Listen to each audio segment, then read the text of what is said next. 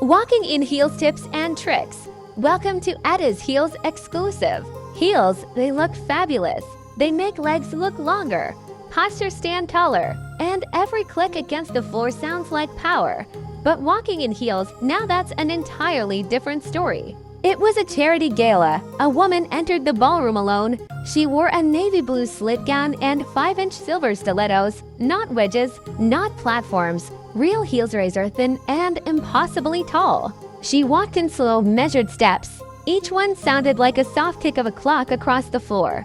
I was standing near the back, close to a group of men in a quiet conversation. But when she entered, the talking slowed. Not because of her dress though that helped, but because of the way she walked, confident, silent, fluid, like she had rehearsed the walk 100 times on that same floor.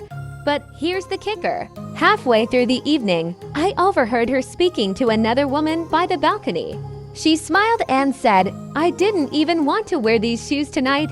I've only worn them once, and my right ankle's still weak from a fall last month. But I figured if I show fear, the shoes win, and I don't let shoes win." That was when I understood what looked like ease was actually discipline in disguise. Now, what happens when things go wrong? Let's say she catches the heel in a floor vent, or the ground tilts.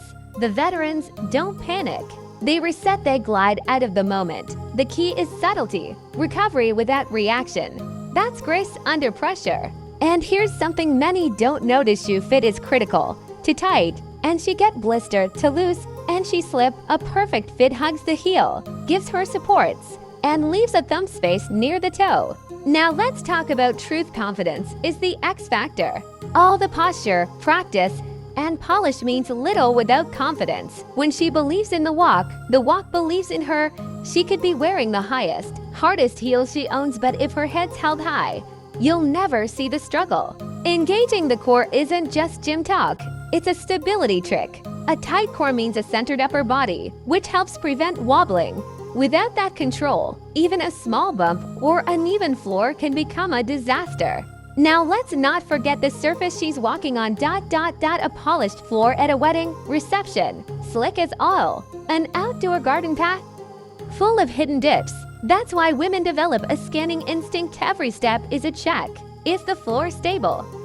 Will the heel get caught? Is there a wobble waiting to happen? It's not paranoia, it's survival. And then there's the breaking in phase. If she unwraps a new pair of heels and tells you she's walking around the house in them while doing chores, it's not madness, it's training. Walking in heels, it's not just a stride, it's a silent flex.